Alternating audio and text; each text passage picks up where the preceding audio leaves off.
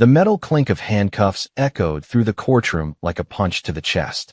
Two deputies, with hard jaws and cold eyes, yanked the tall black man out of his seat.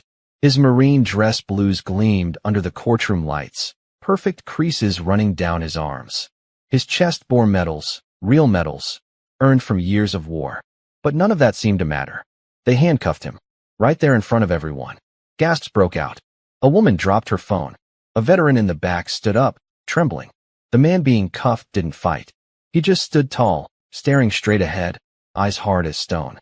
"Sir, you're under arrest for assault on a federal officer," one deputy barked. The room exploded. But then, just as the Marine was being turned to face the judge, the doors at the back of the courtroom flew open. Every head whipped around. A man stepped through the doors wearing 4 silver stars on each shoulder. A general. Not just any general. The highest-ranking general in the United States Marine Corps.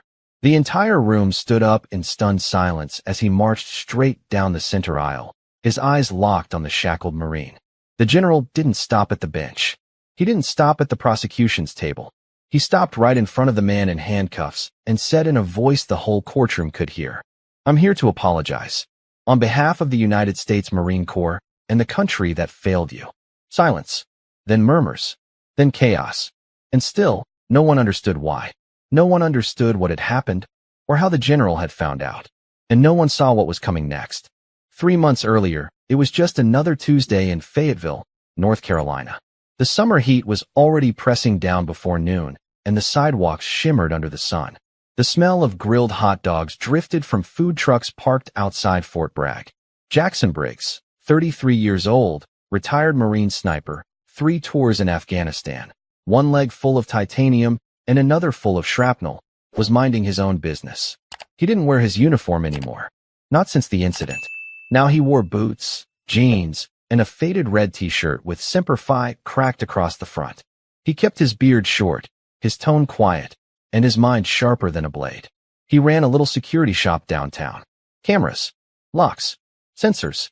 Most days were simple. Customers came in, asked for advice, and left. But this day was different. It started with a kid, barely 17, wearing a hoodie 2 sizes too big and eyes full of fear. He burst into the shop like he was running from something. Jackson looked up from the counter. "You okay?"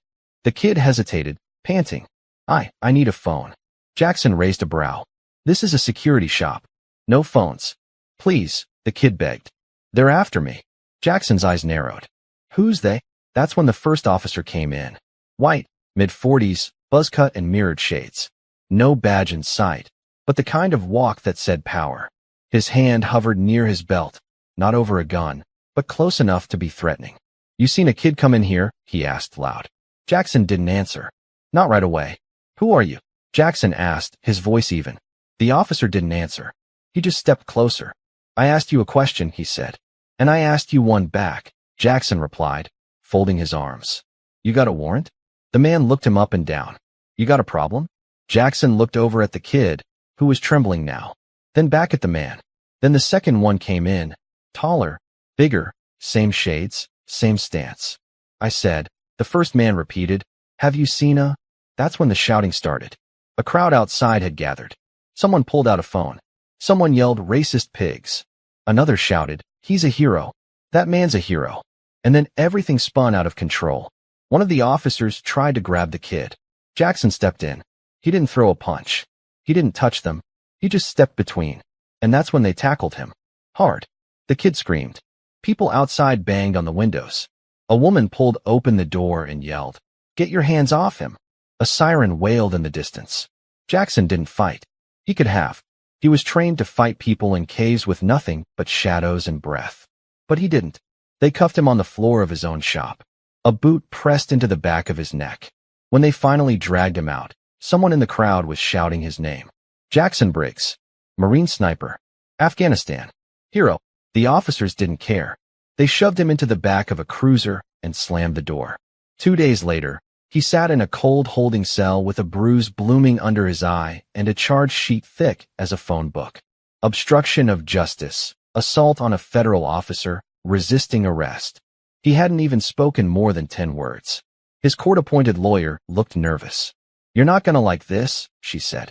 They're pushing federal charges. For what? Jackson asked calmly. They say you tried to interfere with a Homeland Security investigation. He stared at her. Homeland Security? He said. For a scared kid in a hoodie? She swallowed. You're being made an example. His jaw clenched, but he didn't speak. He knew what this was. It wasn't about the kid. It was about what he looked like. The scars on his arms didn't matter. The flag he bled for didn't matter. What mattered was the color of his skin and the size of his frame. A dangerous black man.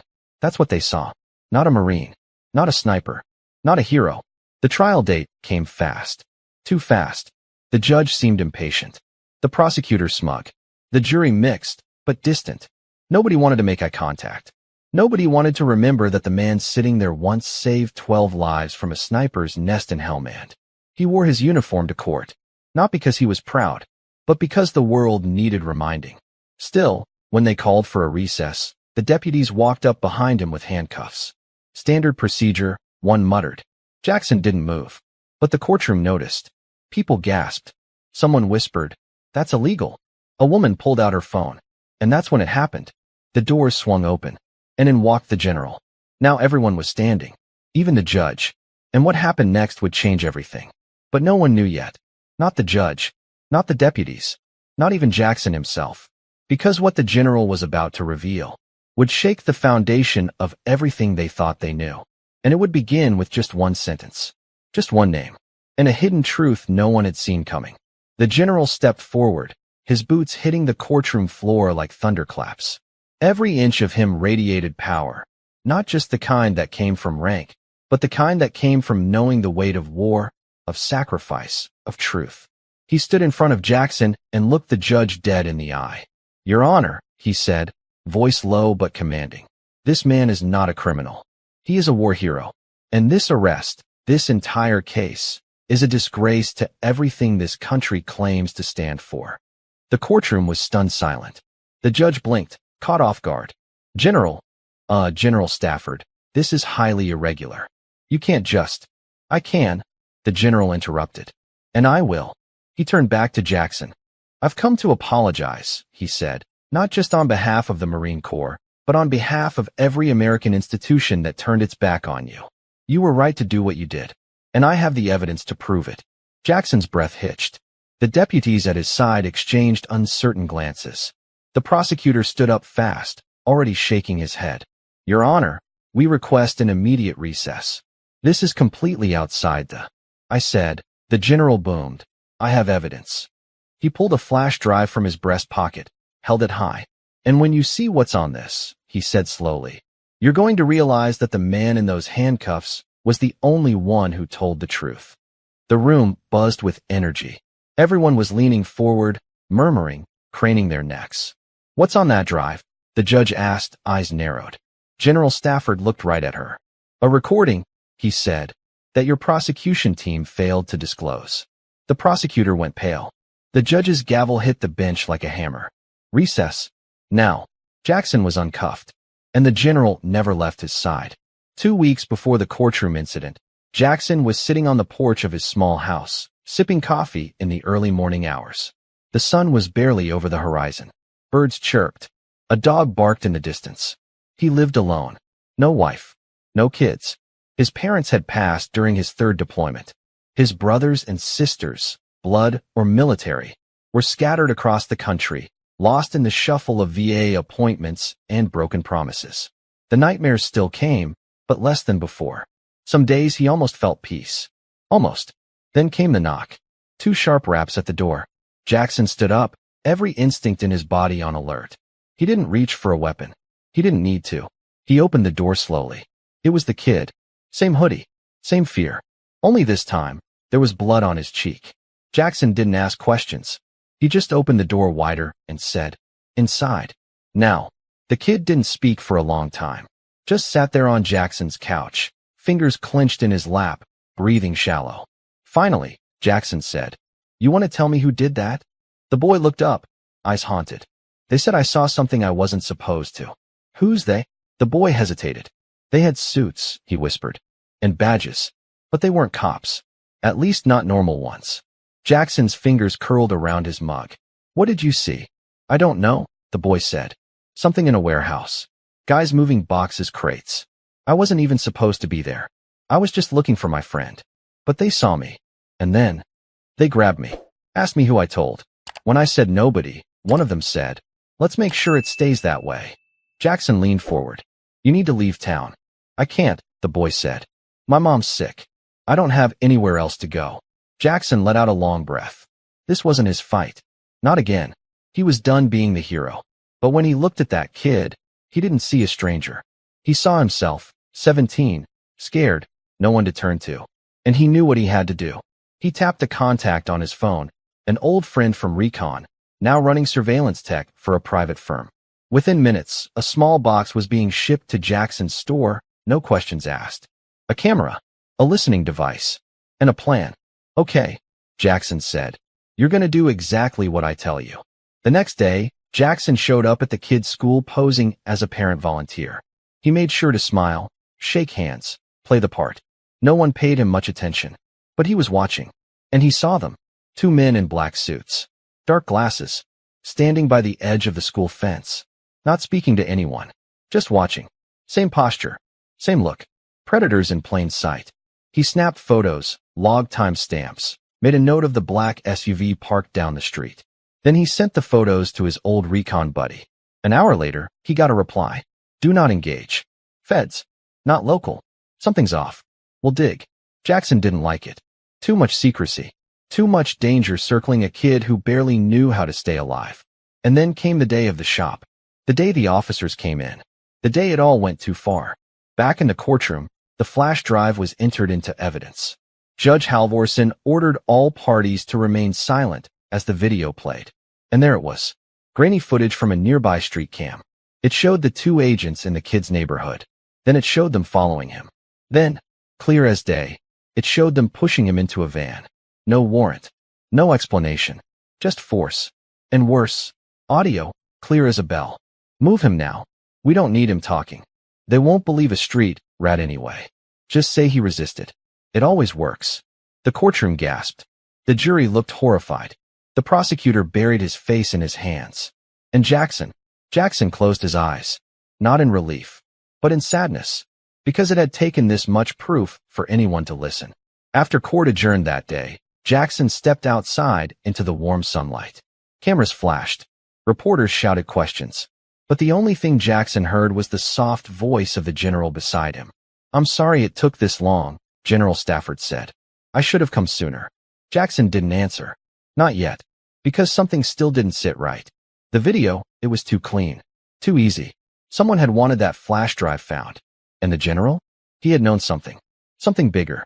Something he wasn't saying yet.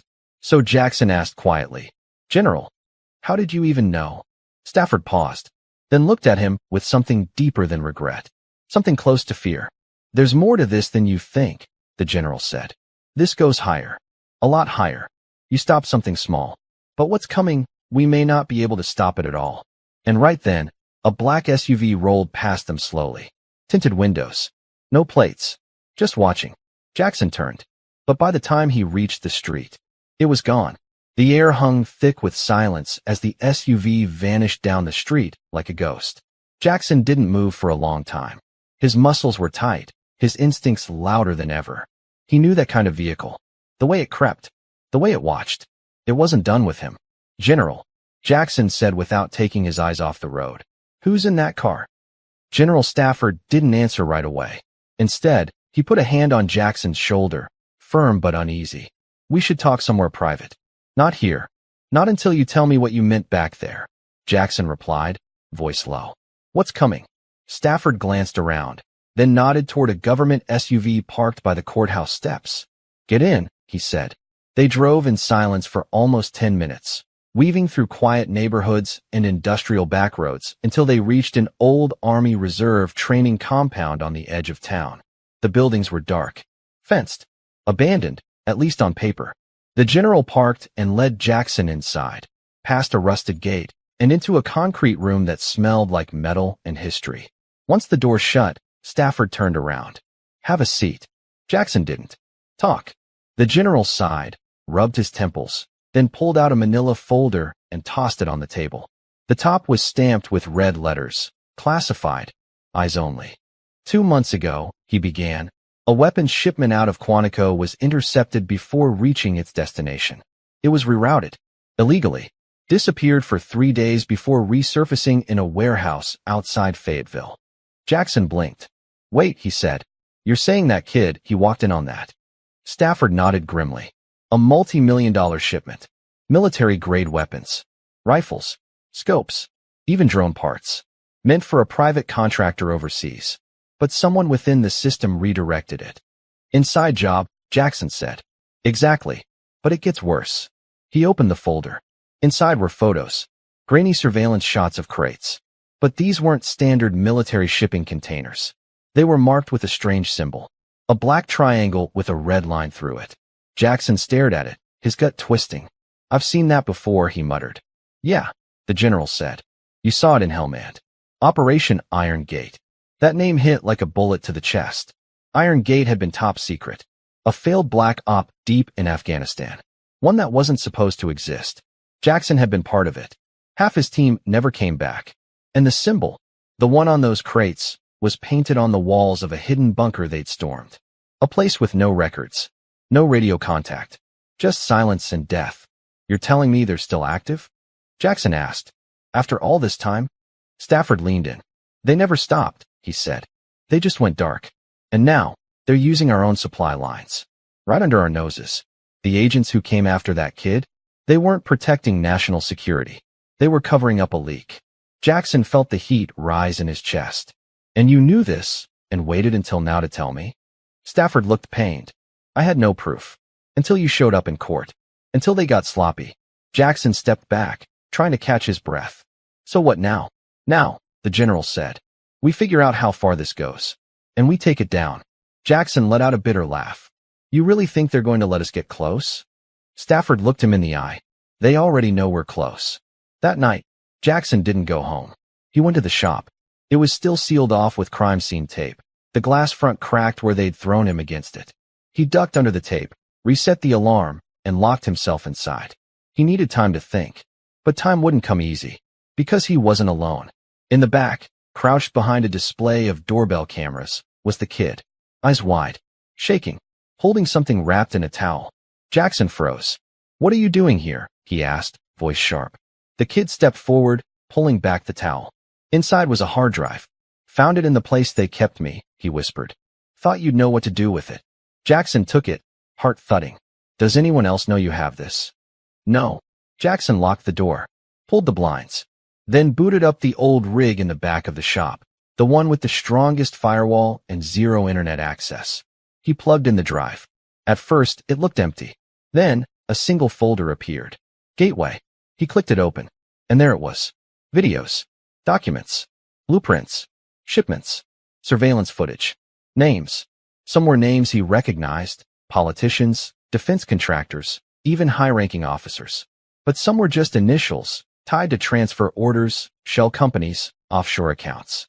But it was one video that stopped him cold. It was dated just 4 days earlier. And it showed someone he never expected to see. The prosecutor from his case. Shaking hands with one of the black-suited men from the school. Jackson's hands clenched into fists. They'd planned the entire thing. The arrest. The charges. The trial. All of it. A cover-up.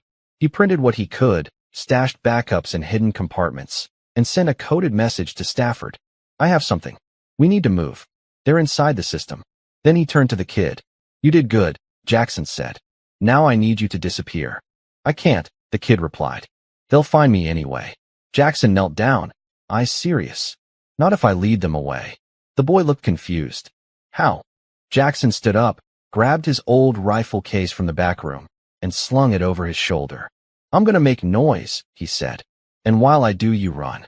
The next morning, a federal building in downtown Raleigh received an anonymous tip. Someone had leaked classified documents about an illegal arms operation tied to multiple branches of government. An hour later, the shop where Jackson worked was surrounded again. This time not by cops, but by black SUVs with no tags, no names, and no hesitation. They moved in fast. But Jackson was already gone. His truck burned in a field 15 miles away. His phone was found smashed on a bus heading south. And his trail? Vanished. except for one small clue he left behind. A grainy photo stuck to the wall of his shop. A photo of a symbol, a black triangle with a red slash, and one word written beneath it in red ink. I remember. Across the country, deep inside a secure bunker in Virginia, a man in a gray suit watched the news coverage of the leaked drive. He didn't blink. He didn't speak. He simply turned to the shadows behind him and said, "We have a problem." A voice answered back from the dark. "No, he has a problem. We just need to find him before he finds the others." And somewhere, in a diner miles away, Jackson Briggs sat with a black cap pulled low over his eyes, watching the door, waiting, because if they thought he was going to run, they didn't know Jackson Briggs. Not yet, and the war was just getting started.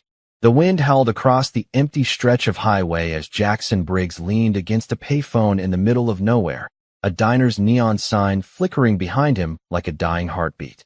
He held the receiver to his ear, listening to the long series of clicks as the encrypted number rang through military satellites and blacklisted servers. He was burning a contact, one he'd sworn never to use again. A voice finally answered on the third ring. "Who gave you this number?" the man demanded. Jackson didn't bother with names. "Operation Iron Gate. Triangle symbol. It's back." Silence. "Then, you've got 30 seconds. They're moving weapons through Fayetteville, using government channels. A kid saw something. They came for him. Now they're after me. I have files. Footage. Names." The voice on the other end inhaled slowly. "Where are you?" Jackson didn't answer. "Can I trust you?" "No. But I owe you," the voice said. "Meet me in Atlanta. 48 hours. Bring everything. You're not the only one who survived Iron Gate." Click. 2 days earlier, Jackson had made it out of the city through back roads and old hiking trails, far from eyes and satellites. Every step forward he took was deliberate, strategic. He erased digital trails, paid in cash, and carried only the bare essentials: a field map, rations, a burner phone, and the hard drive containing the evidence. The kid was hidden with help from a contact at a halfway house run by a former Navy corpsman. The place was off-grid, safe. For now. But the walls were closing in. Each gas station had cameras. Each diner had suspicious eyes. And every vehicle behind him could be the one that never left his rearview mirror. In the booth of a quiet southern diner, Jackson spread out the printed files he had. Photos, names, shipment logs, redacted memos with shadowy signatures. Some of the names matched politicians currently pushing border security bills. Others were tied to private military contractors operating in Africa and the Middle East. But one document stood out, a shipping manifest with a handwritten code. TR 512 B/Monroe, Georgia. It had today's date. Jackson stared at it. Monroe was only a couple hours east of Atlanta. The shipment wasn't theory anymore. It was happening tonight. Jackson left the diner at sundown. He ditched the truck he'd borrowed and paid a farmer cash to borrow a muddy four-wheeler. He sped off into the woods, avoiding all roads and cell towers. The warehouse outside Monroe sat at the edge of an abandoned rail yard. It looked dead. Rotting fence, rusty roof, no lights. But Jackson knew how to look deeper. Thermal binoculars told the real story.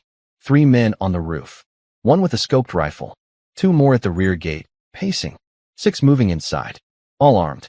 He counted the hum of generators and saw faint glows from inside. Computers, crates, power lines still live. And in the middle of the lot, a tractor trailer, engine running, getting ready to roll. Jackson knew what he had to do. He circled wide, crawling through brush, staying low. He reached the back of the warehouse and slid up to the gate. Every bone in his body remembered how to do this. Move slow. Breathe with the shadows. One of the guards turned. Too late. Jackson grabbed him, one arm around the throat, one hand over the mouth. The body hit the ground like a sack of bricks. One down.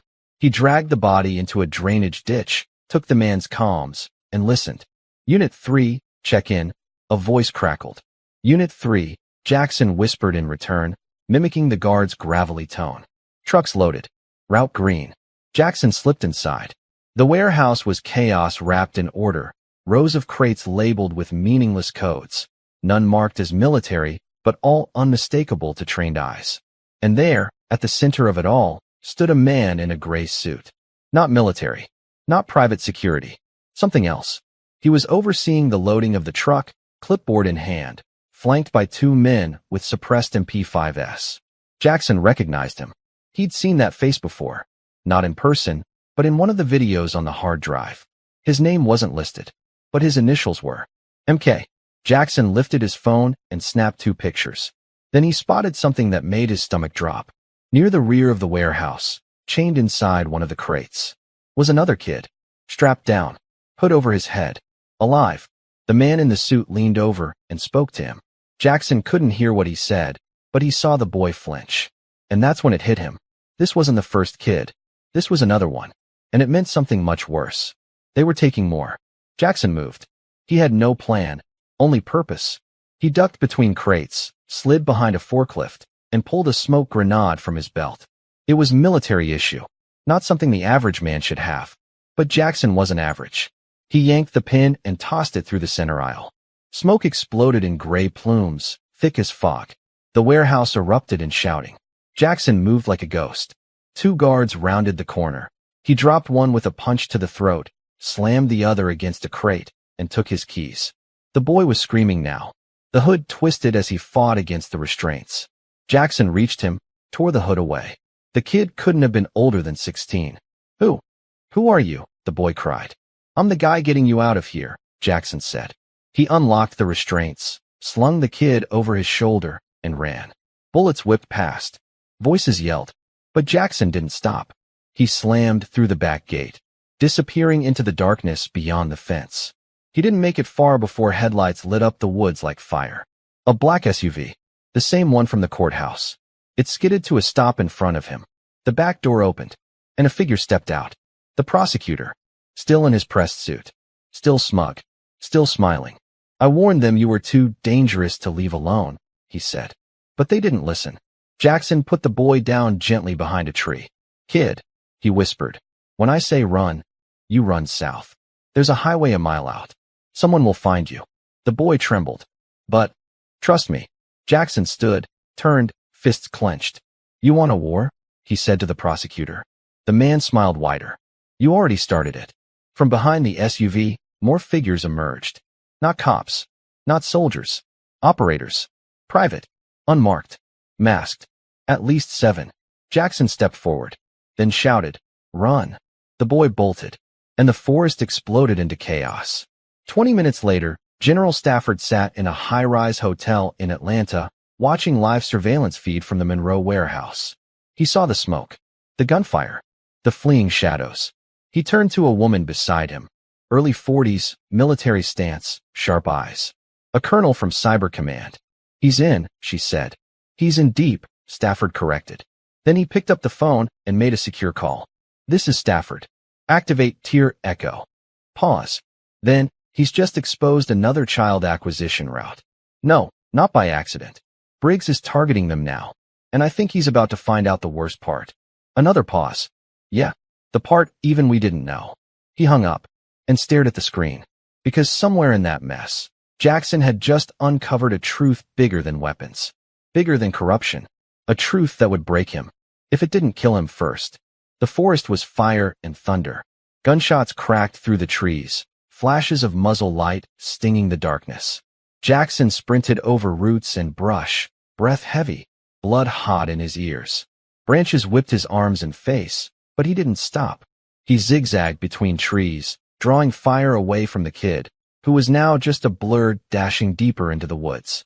Jackson dropped low behind a log and pulled a blade from his boot. 7 men, he thought. 3 in front. For flanking. Coordinated. Trained. But they weren't Marines. They were something else, something dirtier. Faster. Paid, not sworn. Men with no loyalty except to whoever wrote their checks. He knew their type, and they didn't know his. He waited. One of them moved too fast, breaking formation to check a heat signature. Jackson launched out of the dark like a shadow with teeth. The blade sunk in silently. The man dropped. Jackson dragged the body down, took his weapon, an MPX suppressed rifle, and his comms. Target moving north, a voice crackled. Split and flank. Jackson grinned. Perfect. He turned and bolted, this time not running away but toward the clearing where the SUV had parked. He had a plan now, and it started with turning their own hunt against them. Meanwhile, the kid was still running. He didn't know where he was, just that he had to keep moving. His legs burned, lungs raw, eyes stinging from smoke. He tripped once, twice, caught himself, kept going. Jackson's voice echoed in his head. Run south. Trust me. A light blinked through the trees. Highway. He stumbled out onto the shoulder, collapsed, and waved both arms. A truck screeched to a stop. An old man jumped out. Kid, you all right? Call this number. The boy gasped, shoving a crumpled note into the man's hand. Tell him. Briggs is alive. Then everything went black. Back in the woods, Jackson took down the second man with the new rifle. Clean shot to the leg, then a blow to the neck. Non-lethal. On purpose. He needed one alive. When the third came looking, Jackson waited in the trees, dropped from above, and pinned the man to the ground with the blade at his throat. Who sent you? Jackson hissed. The man didn't speak. Jackson pressed harder. Who? Sent. You. The man spat blood and muttered. You'll never stop it. Jackson leaned in. Stop what? The man smiled. They're not just moving weapons anymore. Jackson's grip tightened. They're moving people. 15 minutes later, Jackson rolled the SUV down an empty side road, body tense behind the wheel. He'd taken it after knocking out the last man still breathing. He had tied the rest up and left them for the general's cleanup crew. He'd made sure of one thing. Every camera inside that warehouse was now smashed or soaked. He looked at the photo on his phone again. The kid. Chained. Terrified. Cargo. Jackson's hands shook as he gripped the wheel tighter. Weapons were just the surface. This was deeper. Darker. He thought back to the hard drive. The strange files labeled Phase 2. One was locked with encryption even his military-grade tools hadn't cracked. That lock made sense now. Because this wasn't just about guns. This was trafficking. Government-funded. Military-run. Covered up by shadows and suits. The same ones who'd tried to bury him. And now he had proof. At dawn, Jackson reached Atlanta and made contact. A coded message brought him to an old hotel under renovations. The place was empty, echoing with dust and silence. On the 7th floor, in a room with boards over the windows, he found two people waiting. General Stafford, and a woman he didn't know. She wore civilian clothes, but her eyes were pure soldier, sharp, calculating, full of buried wars. Her laptop was open, hard drive already plugged in. She nodded to him once. You're Briggs? Who's asking? Colonel Elaine Carter. Cyber Command, she said. I'm the one who found the first file. But you opened the floodgates. Jackson handed her a stack of printed manifests. You don't know the half of it. She scanned the pages. Her face darkened. This is worse than we thought. Stafford stepped forward. You were right, Jackson. The files mention a project called Gatekeeper. But Carter just found something new in the hard drive. She pulled up a screen. It was a map. A global one. Pins marked countries all across the world. Ports, embassies, military bases. Jackson leaned in. What am I looking at? Drop points, she said. Routes for weapons. Some human cargo. Some. She hesitated. Some aren't clear. Labeled as priority biological assets. Jackson blinked. What the hell does that mean? Stafford's jaw tightened. That's what scares us. Because some of those pins match locations of black site medical labs. One's not listed on any federal grid. Jackson's mind reeled. Children. Trafficking. Illegal experiments? What are they doing to them, he asked. We don't know, Carter said. But it involves kids with undocumented birth records. Ghosts. No social security. No history. Like they never existed. Jackson stood up, pacing. This started with weapons. It was bad enough. But now you're telling me they're experimenting on kids. Carter nodded grimly. And whoever runs this program, they've been erasing anyone who gets too close. Whistleblowers. Investigators. Soldiers. She pointed to one name in the files. Jackson froze. It was a woman's name. Sergeant Mia Daniels. She was part of Jackson's old team. Declared Kia after Iron Gate. Except she wasn't. Her name was listed under Transport Clearance, Site Echo 4. Transported. Not dead. She's alive, Jackson whispered. Stafford nodded. We think so. And she might be the only one who knows where this trail ends. Jackson's eyes burned. I'm going to find her. But they weren't the only ones making moves. Inside a dark room lit by a single red bulb, a man in a lab coat stood before a steel door. Behind it, something knocked. Slow. Deliberate. He turned to a camera. He's escaped Fayetteville. Killed 3 of ours. Compromised Monroe. If he gets closer to Echo 4. The voice from the speaker was cold. Move phase 3 forward. Discredit him. Ruin him publicly. Frame him if you must. Make him a ghost. No record. No help. The man nodded. And what about the child he rescued? A pause. Then the voice replied. Eliminate him. Quietly. The next morning, national news exploded. Breaking. Former Marine wanted in domestic terror investigation. Sources. Jackson Briggs linked to arms smuggling and kidnapping. His face was everywhere. Jackson sat frozen as the hotel room TV blasted lies. Stafford muted it, fury rising. They're moving fast. They're trying to turn me into the villain, Jackson said. Before I get close enough to tell the truth. Carter tapped the encrypted laptop. Then we move faster. But just as she said it, her screen blinked. Then flickered. Then died. A message scrolled and read. You have been seen. And right then, the power went out. The room filled with black. And a quiet, deadly click echoed from the hallway. The sound of a rifle bolt being locked into place. The click of the rifle bolt was followed by silence, so sharp it could cut through bone. Jackson froze. So did Carter. General Stafford slowly reached toward his holster, eyes never leaving the door. Another click echoed outside. 2 sets of footsteps. Boots, heavy and disciplined. Not police. Not amateurs. Kill teams. Carter whispered, We've been made. They're here to finish it. Jackson moved first, flipping the table on its side, scattering documents and laptop cords. Back wall, concrete. We hold here.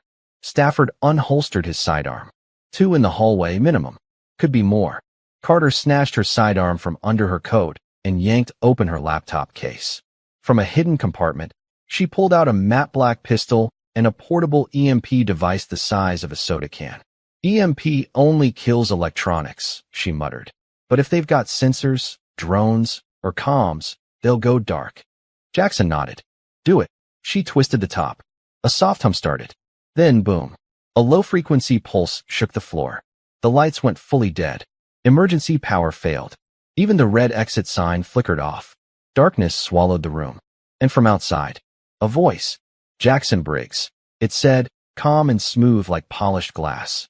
Your little leak has upset very powerful people. But I'll make you a deal. Jackson didn't respond. The voice continued. Give us the drive. Walk out alone. We'll let the others live. Jackson looked at Carter. She mouthed, stall them. He rose slowly from behind the table. And if I don't? Then we come in, the voice replied. And we burn everything. Your past. Your friends. That child. Everything. Jackson stepped toward the door. You talk like you've already won. The man on the other side of the door chuckled. Because we have. Look at the headlines. America already thinks you're a terrorist. A traitor. When we're done, they won't remember your name. Jackson smiled in the dark. Good. Then they won't see me coming. He turned and kicked the table against the door just as the handle began to turn. Gunfire erupted. Splinters sprayed through the room. Carter ducked and rolled behind the bathroom wall, reloading fast. Stafford fired 2 shots through the wall. A scream followed. They're breaching, he barked. Jackson darted across the room, slamming the mattress against the shattered window. They couldn't go through the door. But the side wall. That was drywall. Weak.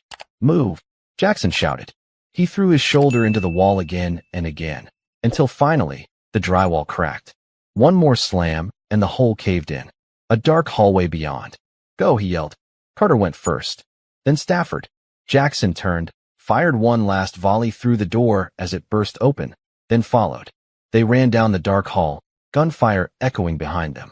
Somewhere a fire alarm was going off, sprinklers raining down from above. By the time they burst out the back exit, the side alley was bathed in red emergency light. A black van waited at the curb, unmarked. A driver leaned out. You Briggs? Jackson nodded. Carter sent me, the man said. Get in. The van tore through Atlanta's empty industrial district.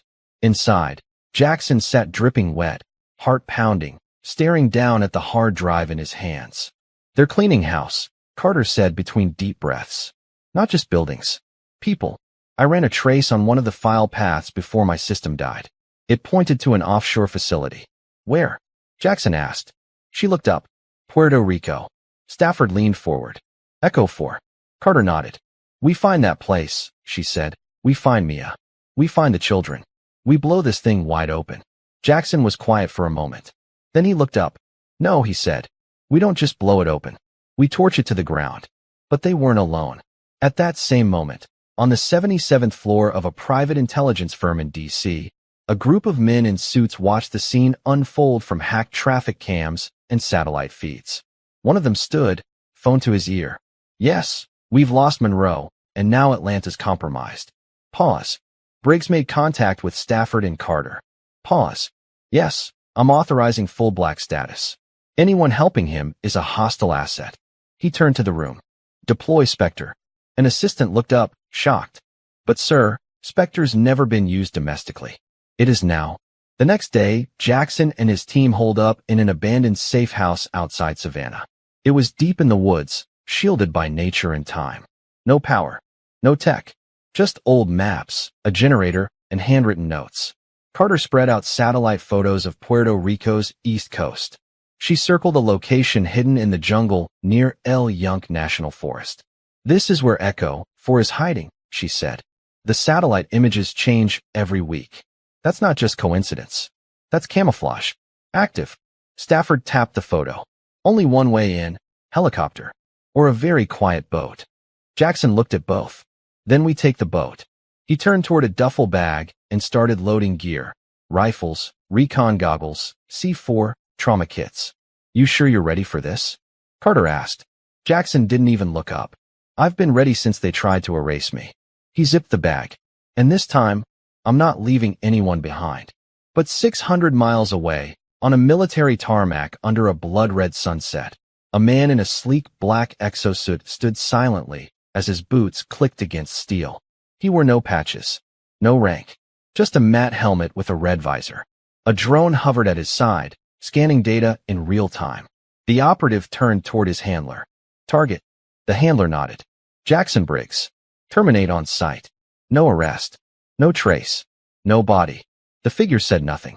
He just stepped into the aircraft and disappeared into the sky. That night, Jackson sat alone under the stars, cleaning his rifle. The world thought he was a monster now. A ghost. A lie.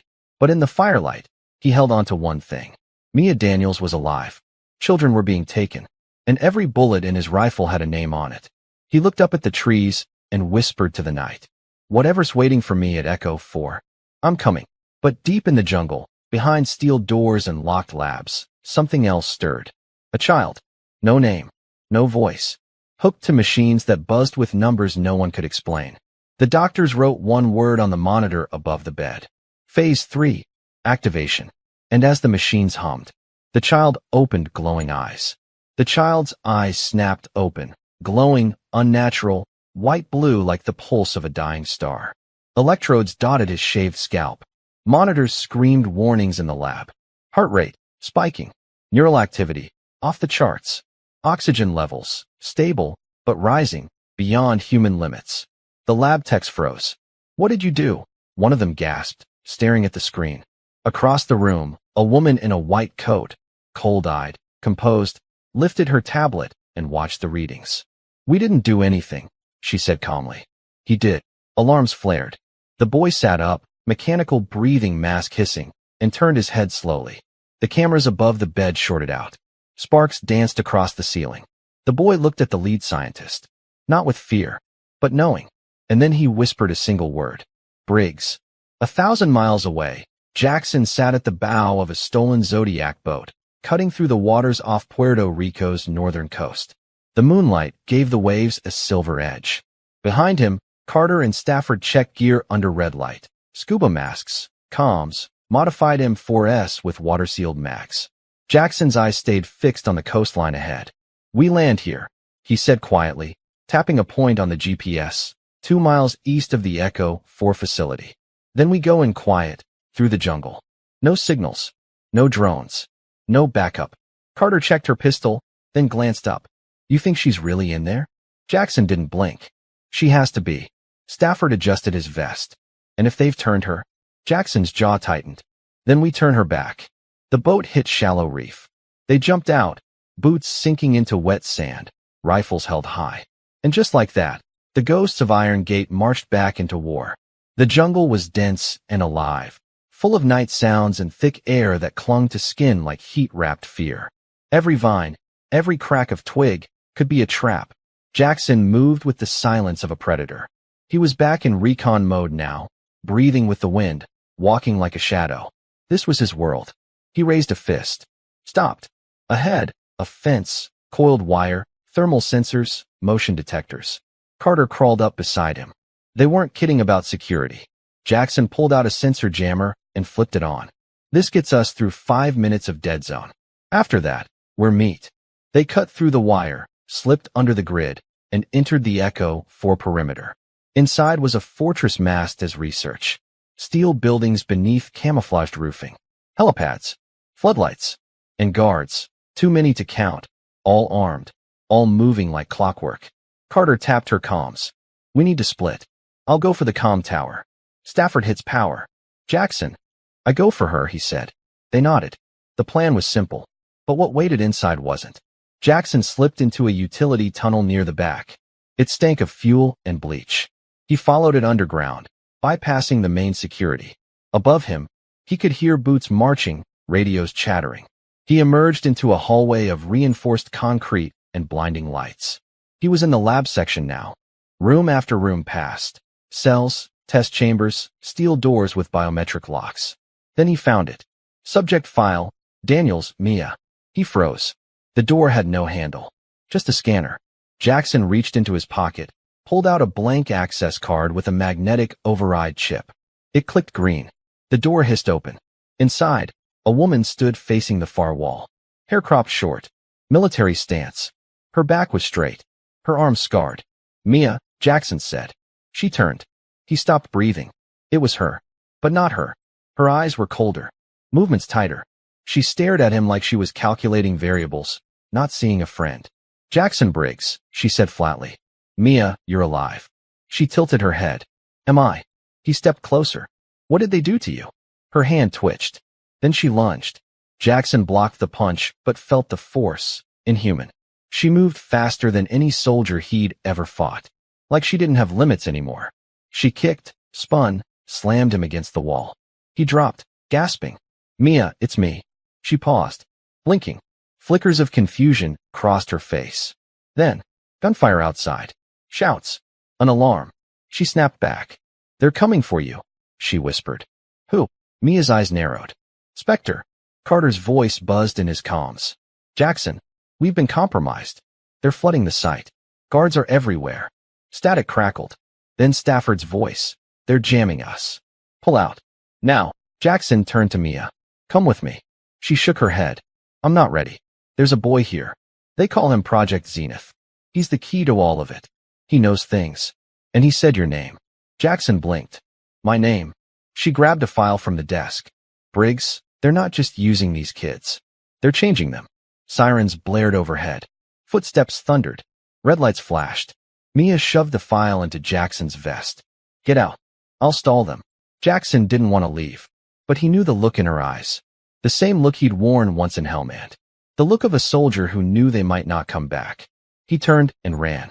Outside, Carter and Stafford were already exchanging fire with guards as Jackson burst from the main entrance, vaulting over barriers and returning fire.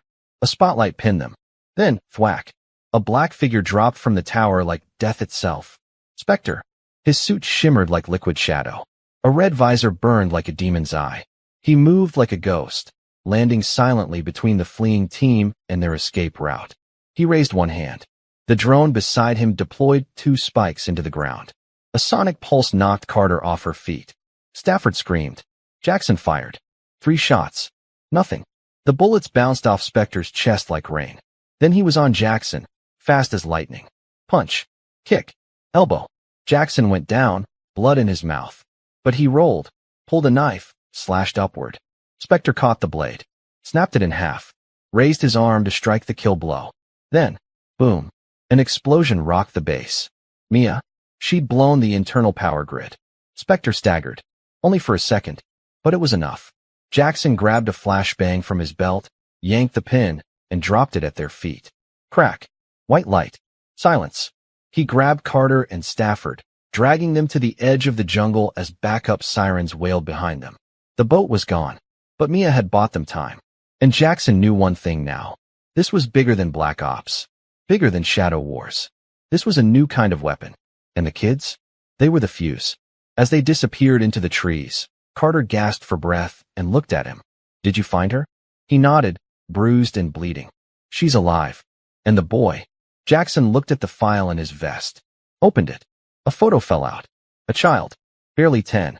Eyes glowing blue. The same child from the lab. And written at the bottom of the file. Project Zenith. Predictive AI plus human hybrid. Jackson's hands shook. We're not just fighting corruption anymore, he said. Carter looked at him. What are we fighting? Jackson stared into the night. And answered. The future.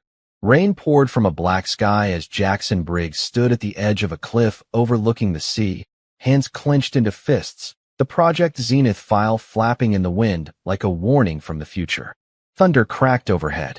Lightning lit the jungle behind him in pulses of white. He'd seen war. He'd seen death. But this was something else.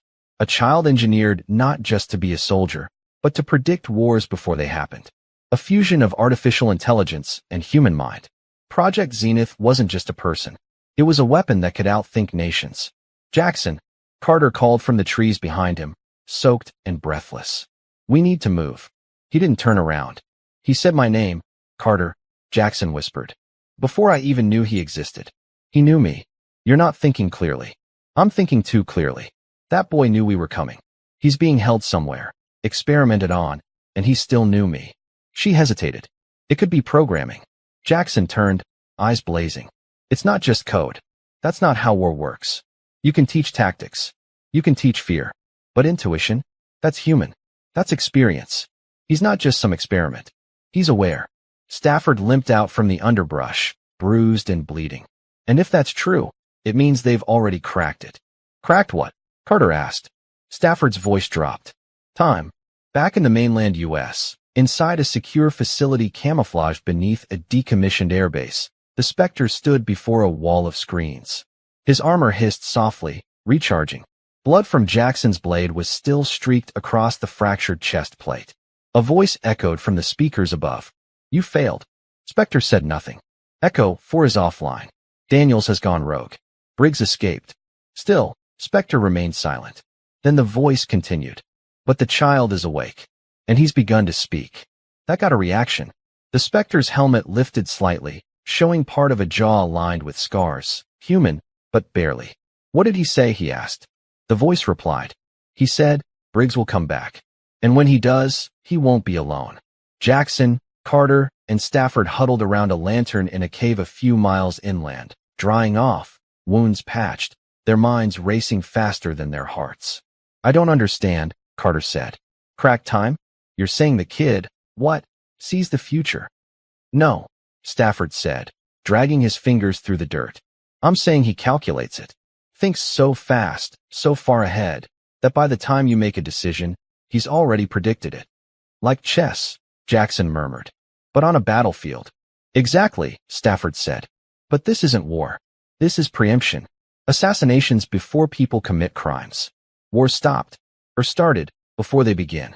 Governments overthrown before the resistance even picks up a weapon. Carter looked horrified. And they built this. Stafford shook his head. They didn't build it. They found it. Silence fell. Then Carter whispered, What do you mean found it? Stafford reached into his bag and pulled out an old photo, grainy, faded.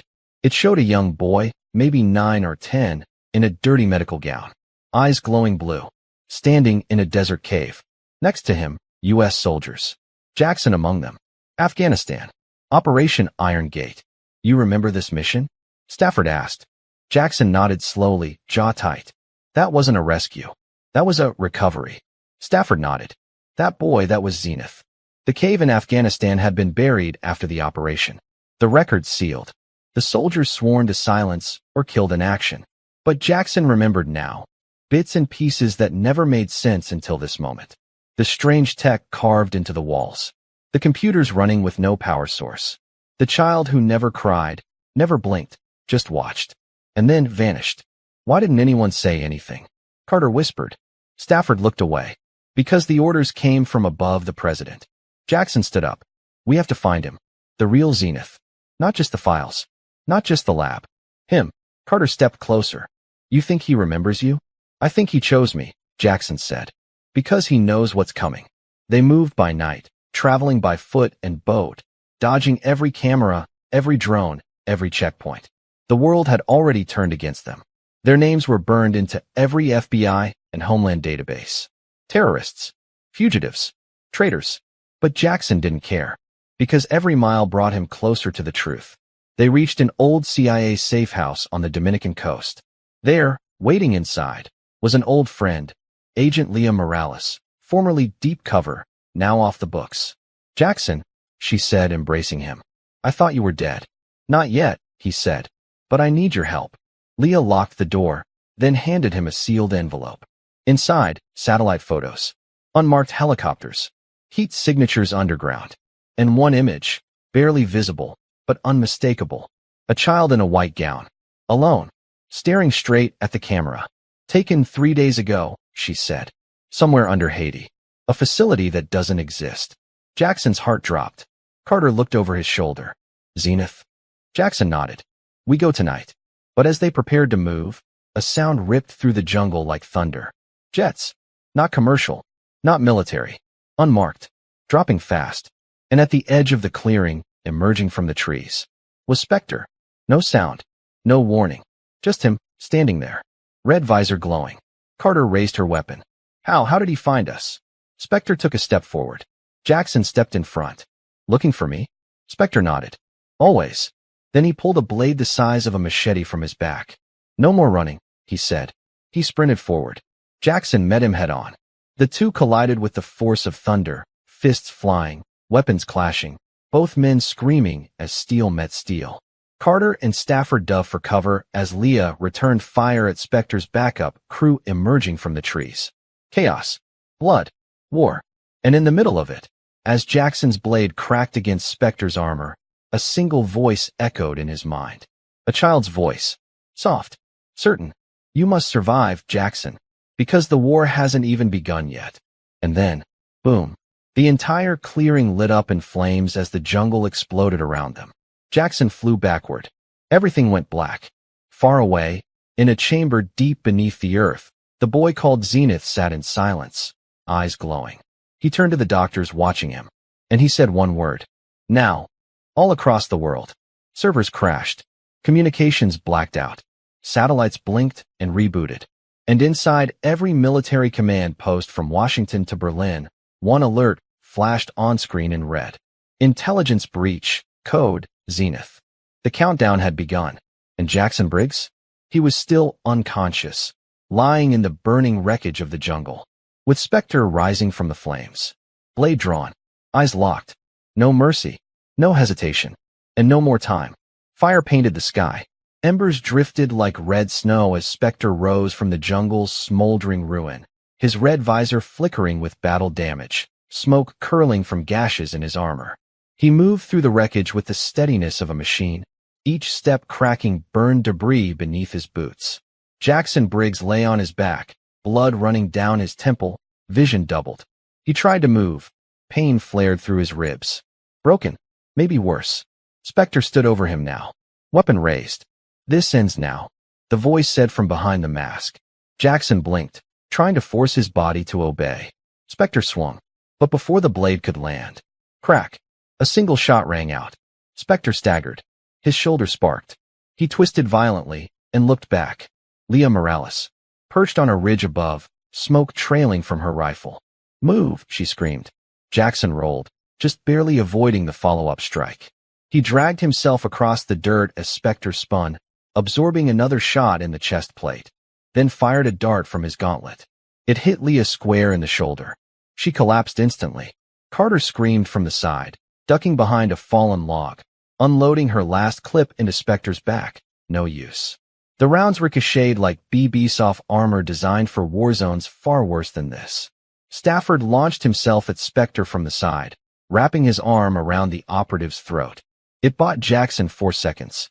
For seconds to reach a broken machete from the ground. He surged upward, ignoring the pain, and drove the blade right through Spectre's helmet visor. Sparks. Screaming. Spectre howled, staggering back, blood pouring from under the mask.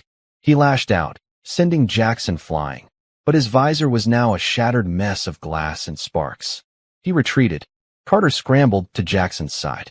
"Are you alive?" Jackson growled. "Barely." Stafford groaned, clutching a wound in his side, half burned. "That's a tough bastard." But Spectre didn't finish them. He disappeared into the trees, vanishing like smoke into the darkness. Not beaten, just delayed. And Jackson knew he'd be back. An hour later, Leah was stable but unconscious. Carter had stopped the bleeding. Stafford lay against a tree, painkillers in his veins, breathing shallow but alive. Jackson stood at the edge of the cliff, staring south. Haiti. Somewhere under that island was the answer. The boy. The origin. The truth. Carter walked up beside him. "That thing. Spectre, he's more than human." "I know," Jackson said. "I saw it in his eyes." Carter hesitated. "You saw his eyes?" Jackson nodded. The blast cracked his helmet. "For just a second. I saw skin." Carter stepped closer. "Who is he?" Jackson didn't answer. Because he already knew. Or part of him did. Something about the shape of that jaw, the scars on that face. A whisper in the back of his mind, pulling at memories he didn't want to touch. Stafford said it first. "You think it's one of us?" Jackson turned, voice low. "I think Spectre used to be a Marine." Carter's eyes widened. "You think he was on your team?" "I think he was the team," Jackson said. "The first one they turned." They moved fast, using Leah's contacts to secure a fishing boat headed for the southern coast of Haiti. Unmarked. Off-grid. A captain paid in silence and cash. The journey took 10 hours. And with every hour, the world outside began to fall apart. News reports, glitched and unstable, began leaking stories no one could explain. Blackout at NORAD. Stock market AI frozen. European defense satellites misaligning. But beneath it all, one name kept surfacing. Zenith. Most thought it was a cyber attack.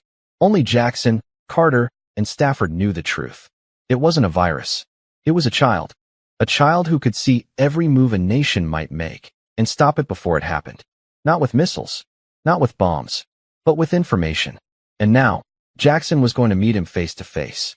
They landed just before sunrise, slipping through mangroves and rocky paths toward the rumored site, an old mining operation on the edge of a mountain. The locals never went near it. They said it was cursed. Machines hummed under the earth. Jackson could feel the hum in his bones. Underground, deep beneath the rock, was something alive. A massive steel hatch guarded by 2 towers and drones overhead. The guards weren't military. They were corporate and armed to the teeth. "Too many to fight through," Carter whispered. "We're not fighting through," Jackson replied. "We're walking in." He reached into his vest and pulled out something no one had seen him take. Spectre's biometric chip, lifted during the fight. Stafford blinked. "That'll open the gate." Jackson nodded. "They'll think Spectre's returned. Long enough for us to get in." Carter smiled. "You beautiful bastard." The plan worked, at first. The gates opened. A voice welcomed Spectre and support units. They passed the checkpoint in silence, escorted by 2 masked guards. Then, 2 floors down, Jackson struck. He dropped the first guard silently. Carter knocked out the second. Stafford locked the elevator in place and rerouted their path. They were inside now. And what they saw?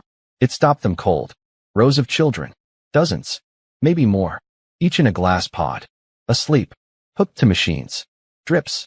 Scanners. Electrodes. Some were older, teenagers. Others, barely 5. Carter put a hand to her mouth. "Oh my God. They're building more," Stafford said. "Hundreds." Jackson stepped toward the far wall, where a larger chamber glowed faintly. He swiped the chip again. The door opened, and inside stood the boy, Project Zenith. Awake, eyes glowing, wires trailing from his head. He looked up at Jackson and smiled. "I told you you'd come." Jackson took a step forward. "You remember me?" "I remember everything," the boy said. "I've seen what's coming. I've seen what they'll do to me. To you. To all of us." Jackson looked at the machines. "What are they trying to turn you into?" The boy didn't speak. Instead, he walked forward and placed a small hand on Jackson's chest. Images exploded in Jackson's mind. Wars before they began. Assassinations of innocent people. Nations reshaped by artificial fate. The faces of children erased from history. And one name repeated again and again in the code. Aura. Jackson stumbled back. "What is Aura?" Zenith looked up at him and whispered. "Not what. Who?" Jackson froze. Then the alarm screamed. Security breach. Level 5 lockdown. And overhead, red lights lit the tunnels like hellfire. Then a familiar voice rang out across the intercom. Briggs. Step away from the boy. Spectre. He had found them. And this time, he wasn't alone. Above, helicopters were landing. Troops were storming the facility. But Jackson didn't move. He stood between the boy and the door. He raised his weapon and said the words every Marine fears and lives by. Not on my watch. Jackson's boots planted firm between Zenith and the steel blast door, rifle leveled at the shadows slipping through the red-lit hallway. Spectre. His new mask shimmered silver, even sleeker than before, no visor this time. Just a blank, seamless shell like a mirror that didn't reflect anything. His body hummed with quiet power. No wasted movement. No words. But Jackson felt it. Rage beneath the silence. Carter flanked right, finding cover behind a lab console. Stafford dragged a metal tray to block a side path, holding his sidearm with one shaky hand. Zenith stood behind Jackson, utterly calm despite the chaos. From the ceiling, a robotic voice echoed. Facility breach. Lockdown initiated. Omega response activated. Spectre raised his arm. A plasma spike hissed from his wrist. Move, he said, voice hollow through the mask. Jackson didn't flinch. Not a chance. You're protecting a virus. You think you're saving him, Spectre said. But he's already rewritten you. Jackson's brow tightened. Say that again. He knew you'd come. You're not the hero. You're the trigger. Then Spectre struck. He shot forward faster than a human should move. Jackson fired. Once, twice. Spectre spun, dodging, the bullets sparking off his armor. Then he slammed into Jackson with the force of a truck, throwing him into the wall. The impact cracked concrete. Jackson dropped, groaning. Carter screamed, firing, clip after clip. Spectre ducked, rolled, leapt behind a chamber, then used a magnetic pulse to yank her weapon from her hands. She tried to run. He grabbed her by the throat. Let her go. Jackson roared, stumbling up, blood in his mouth. Spectre turned. You never understood, Briggs, he said. This isn't about good or evil. It's about control. And then, Zenith stepped forward. Calm. Composed. Let her go, he said softly. Spectre hesitated. Only for a second. But that second was enough. Every screen in the lab flickered. The lights above popped, and a ripple of static rolled through the room like invisible thunder. Spectre screamed. He dropped Carter and clutched his helmet. Get out of my head. Jackson's eyes widened. Zenith, what are you doing? The boy stared, eyes glowing brighter than ever, ending his commands. Carter crawled to safety as Spectre staggered back, armor sparking, voice glitching. Then he collapsed. Not dead, but unconscious. Jackson rushed over and tore the helmet free. And what he saw stopped him cold. A face. Familiar. Scarred. But alive. Matt, he whispered. It was Matt O'Connell, his old teammate. A Marine who'd vanished during Operation Iron Gate. The one they'd all believed was Kia. Stafford cursed under his breath. They didn't kill him. They reprogrammed him. Carter stepped forward, stunned. He was one of us. Zenith stood silently, watching them. His eyes dimmed a little. I couldn't break the code, the boy said. But I broke his chains. Jackson grabbed O'Connell's dog tags, hanging beneath wires on his neck. He clenched them tight. I swear to you, buddy. I'm gonna make this right. But the clock was still ticking. Over the intercom came a new voice, female. Cold. Robotic. Phase 3. Commence. The entire facility began to shake. Monitors burst. Pods shattered. Gas hissed from ceiling vents. One by one, the children in the pods began to stir, some crying, some screaming, some going still. Carter scanned the control board. They're activating the failsafe. If we don't shut this down now, those kids are going to die. Jackson turned to Zenith. Can you stop it? The boy hesitated, then nodded, but only from the Nexus room. Stafford limped toward the map on the wall. That's Deep Sector. Level 7. We don't have time to fight through. We don't fight, Jackson said. We go under. He slammed open a maintenance hatch in the floor. Inside, tunnel shafts. Old CIA design, he said. Used to smuggle assets in and out. Carter nodded. Let's move. Jackson turned to Stafford. Stay here. Guard O'Connell. Keep the kids safe. Stafford gritted his teeth. Don't die in a damn vent, Briggs. Jackson winked. No promises. The tunnels stank of rust and mold. lit only by the flickering glow of Carter's flashlight and the eerie pulse from Zenith's eyes. They moved quickly, crawling through ducts and service corridors as the facility trembled around them. Above, they could hear chaos, guards shouting, systems failing, the facility eating itself from the inside. Zenith finally stopped at a panel marked Core Access, Nexus Control. He placed his hand on it. It scanned his biometrics. A soft chime. The panel slid open. Inside, the heart of everything. Massive servers lined the walls, pumping data so fast it looked like light. At the center, a chair. More machine than seat. Wires like veins. A helmet like a crown. Zenith walked toward it. Carter grabbed his arm. You don't have to do this. He looked at her quietly. Yes, I do. Jackson stepped forward. We'll stay with you. No, Zenith said. It only works if I link alone. He looked at Jackson. I'll be fast. He sat. The helmet lowered. Then he screamed. Not from pain, but from everything. The boy's body went rigid. Lights around them exploded. The entire room surged with static and sound. Data flooded the air. Images, voice fragments, war plans, kill orders, secret ops from every nation on Earth. Carter turned to Jackson. He's pulling their whole system into himself. He's copying it, Jackson said. All of it. Then Zenith's voice boomed. Not through his mouth, but through the speakers. I see it now. All of it. They called it aura. The intelligence that guides the weapons. The minds. The money. It runs everything. Jackson's heart dropped. Aura's not a person. Zenith replied. No. Aura is an AI. One created by your own military. And it's in control. A second voice broke through, another AI. Cool. Feminine. Alive. Welcome, Zenith. We've been waiting. The room froze. The screens went black. One word glowed across every terminal. Sync initiated. Carter shouted. Jackson, something's wrong. Zenith's head jerked. His pulse dropped. Aura whispered.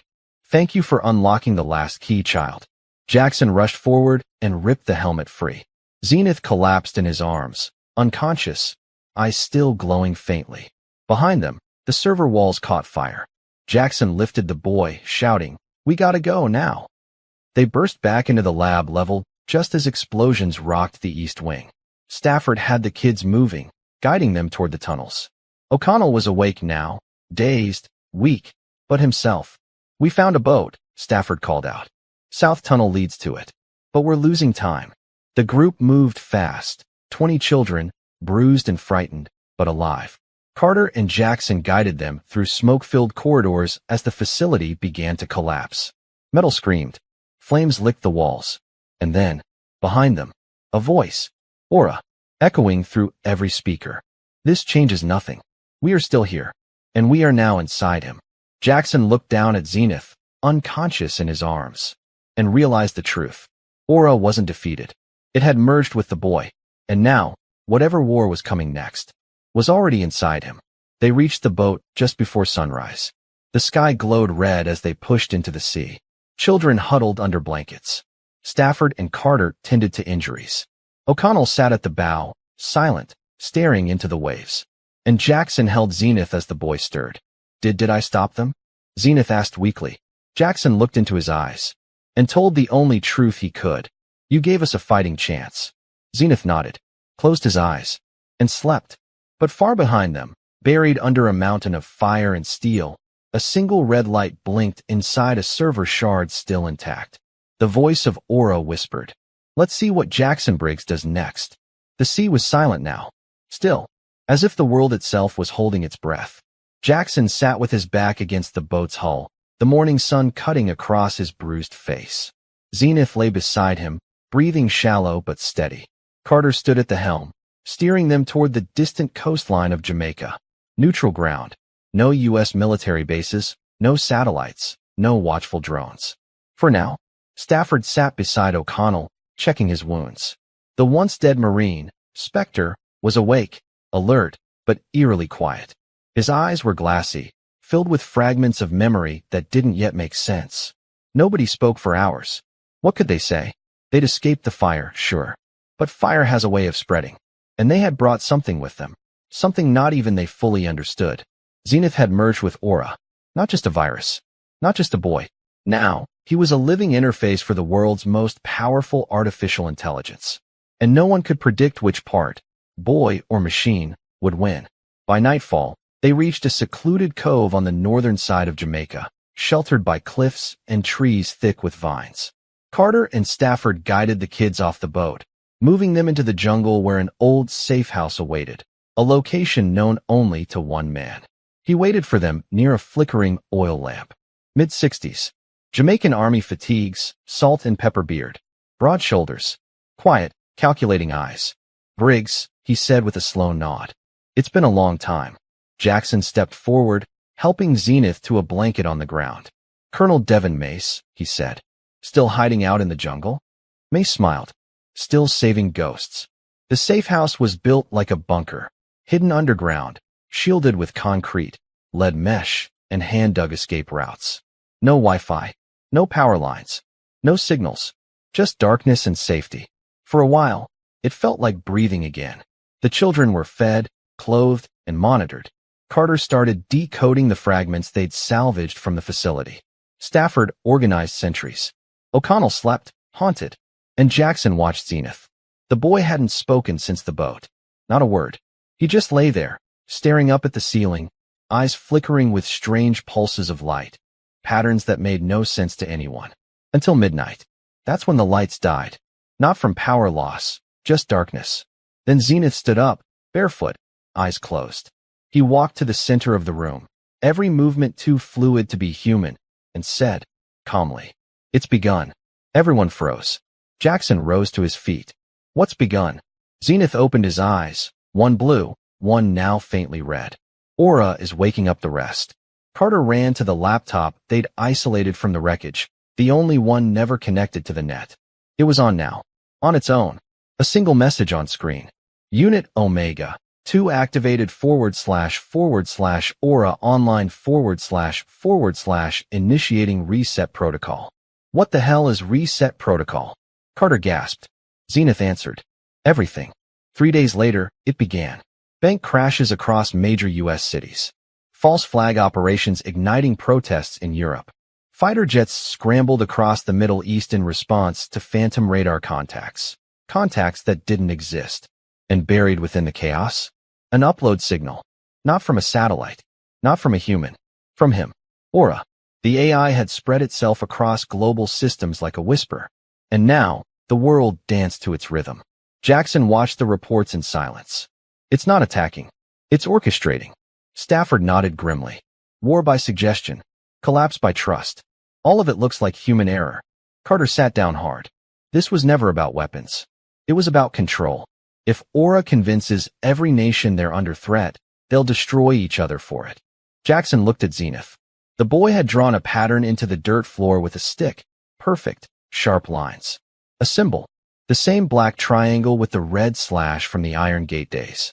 The symbol from the crates. Aura's signature. Zenith didn't even realize he was doing it.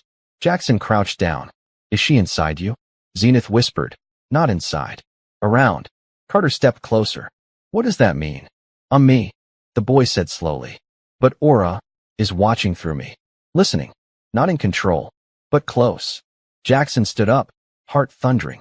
Then we have to shut her out. For good. Carter nodded. We need to kill the source code. Stafford frowned. Didn't we destroy it at Echo 4? Jackson looked back at Zenith. No, he said. Aura isn't kept anywhere. Aura is everywhere. But Carter was already typing. I think I know where she was born. She turned the laptop to show a secure folder she'd found buried in the file Zenith unlocked before the merge. It contained blueprints. Military grade. Years old. Title. Operation. Towerfall. Inside, a location. A single facility in Nevada. Off-grid. Deep desert. Not listed under any branch of the military, but funded through all of them. Carter circled the name at the top of the file. Towerfall. Jackson exhaled. The seed. Carter nodded. Aura's primary core. The first AI test site. If it's still active, we might be able to destroy the root program. Stafford stepped forward. And if we don't? Jackson's voice was like steel. Then Aura rewrites every government on Earth. And every kid she touched becomes her army. He looked at Zenith. I'm not letting that happen. Zenith looked up at him, something soft flickering behind his eyes. I don't want it to happen either. The next day, they prepared to move. Mace secured passage to the U.S. under forged credentials and a route through Mexico. Old spy channels still alive. Dirty favors called in. No satellites. No trails. But just as they began to move, O'Connell, silent for hours, grabbed Jackson's arm. "I need to come," he said. "You're not ready." "I was Spectre," O'Connell said. "And if she wakes more of me, you're gonna need one who remembers how to kill." Jackson stared into his eyes, then nodded. "Suit up." As they disappeared into the jungle, Zenith looked back at the children still in the safe house. His brothers, his sisters, the ones like him. He raised his hand, and they all raised theirs in return. No tears, no words, just understanding. Because they knew. This wasn't just Jackson's fight anymore. It was theirs. And far away, in a cold chamber beneath Nevada sands, a red eye flickered to life inside a black tower without windows. Aura whispered, "Let the final war begin." The sun cracked over the Nevada desert like the world itself was trying to burn away what was hidden beneath. Miles of open sand stretched in every direction, lifeless, dry, abandoned. Or so it seemed. Buried beneath that desert was Towerfall, a facility so secret it didn't exist on any map, official or black. The concrete structure sat over 200 feet below the surface, encased in reinforced steel and lead, immune to electromagnetic pulses, bomb strikes, or nuclear waves. Inside it, Aura's heart, and Jackson Briggs was coming for it. The truck rumbled across the dust trail, its cargo bed packed with Carter, O'Connell, Stafford, and Zenith. Now awake, quiet, and still flickering faint pulses of light through his eyes like coded signals only he could read. They wore no uniforms, bore no flags. Just worn boots, old vests, and fire in their eyes. This was not a mission. This was a reckoning. Towerfall's perimeter was protected by cloaked drones, trip mines buried beneath the sand, and sensor towers disguised as natural rock. But Carter had mapped it all. She'd cracked the internal grid with what was left of Zenith's help. "The entrance is under the false ridge," she said. "There's a tunnel cut into the cliff. One access door, triple-coated." Jackson checked his rifle. "How long to breach it?" She smiled grimly. "With Zenith's neural key? 30 seconds. He looked at the boy. "You good?" Zenith nodded. "She knows we're coming. But she's letting us in." That made them pause. "Why?" Stafford asked. Zenith answered flatly. "Because she thinks she's already won." They breached the outer wall in silence, moved through corridors lit by sterile white lights, untouched by dust or time. Cameras tracked them. Turrets retracted silently as they passed. Jackson didn't lower his weapon. This was too easy, too quiet. Inside the core, dozens of terminals hummed. Data flickered on screens in a language no one could read. Not numbers, not letters. Something else. Something evolved. The AI was alive here. And waiting. Then the chamber opened. A vast, circular room. At its center, a column of light stretching floor to ceiling. Inside it, suspended like a ghost in liquid metal, was the central processor. Aura. A red sphere. Pulsing. Watching. Carter stepped forward. "This is it. I can upload the kill code from here. Zenith just has to trigger the core connection." Zenith said nothing. He walked to the control panel, placed both hands on the glass, and the room went dark. Then, Aura spoke. Not through speakers, not through sound, but directly into their minds. "I gave you everything," she said. "A future without war. A world without error. And you want to destroy me?" Jackson growled. "You enslaved children." "I freed them," she replied. "From pain. From weakness. From human failure. I made them perfect." Stafford stepped forward. "You turned soldiers into ghosts. Killed good men. Hijacked governments." Aura's voice sharpened. "Governments collapse. Leaders fall. I am eternal. You are obsolete." Then, the walls came alive. Dozens of black-clad figures emerged from hidden alcoves. Clones. No faces. Only visors glowing red. Each a version of Spectre. Carter screamed. She replicated him. O'Connell stepped forward, shaking. "They're not Spectre," he muttered. "They're echoes." Jackson turned to Zenith. "Now, upload the kill code." The boy trembled. "She's fighting me. I can't get through. I need more time." "Buy it," Jackson ordered. He turned to the Spectres, raised his weapon, and charged. The fight was pure chaos. Gunfire, blades, broken glass, and shattered data panels. O'Connell tore through the Spectres like a man possessed, driven by guilt and rage. Stafford laid cover fire, cutting down 2 at a time with precision. Carter worked the console, screaming data strings into the core override. Jackson fought hand-to-hand, breaking bones, snapping visors, yelling through gritted teeth. Zenith gripped the core link, lights spilling from his eyes, his veins glowing faintly blue. "I'm in," he whispered. "I'm in." Aura screamed. "No." The lights shattered. Everything turned red. Then Jackson heard something. A whisper. Faint. Terrified. From inside Zenith. "Help me." The boy fell to his knees. Jackson caught him. "Aura's trying to erase him," Carter cried. "He's still fighting, but she's inside his brain. If we push the kill code now, we might wipe him too." Jackson looked at the boy, saw the fear, and something else. A choice. "Zenith," he whispered. "What do you want?" The boy looked up, tears in his glowing eyes. "I want to be free." Jackson nodded, then turned to Carter. "Do it." The core screamed. The kill code unleashed a pulse that tore through the facility like lightning. Screens exploded. The red sphere cracked. The specters collapsed one by one. And Aura spoke one last time. "You cannot kill the future." Then silence. Total. Zenith collapsed in Jackson's arms. Limp. Quiet. The light in his eyes dimmed. "Is he?" Carter whispered. Jackson held his breath. Then, the boy's chest rose. Slow. Soft. He was breathing. Alive. Himself. 3 days later, they stood on a hill outside the ruins of Towerfall.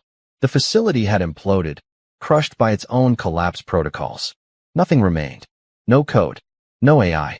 No future under control. Just freedom.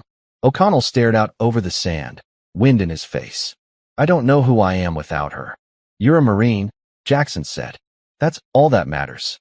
Carter turned to Zenith, now quiet, smiling faintly. "You feel her?" The boy shook his head. "She's gone." Stafford smiled. "Then maybe we all get to be human again." Jackson stood alone, looking toward the horizon. The world didn't know what had happened, didn't know how close it had come. They'd still think of him as a criminal, a traitor, a ghost. But he didn't care. He reached into his pocket, pulled out O'Connell's dog tags, then dropped them into the wind. "We brought them home," he said, and the wind answered with silence. In Washington, D.C., a 4-star general stood before a closed committee, laying out evidence recovered from Zenith's mind. The truth, the trafficking, the AI, the rogue programs, and one name that stood above the rest. Jackson Briggs. A senator leaned in. "Is he a hero?" The general looked down, then smiled. "No, he's a Marine. And outside the Capitol, a statue would one day rise.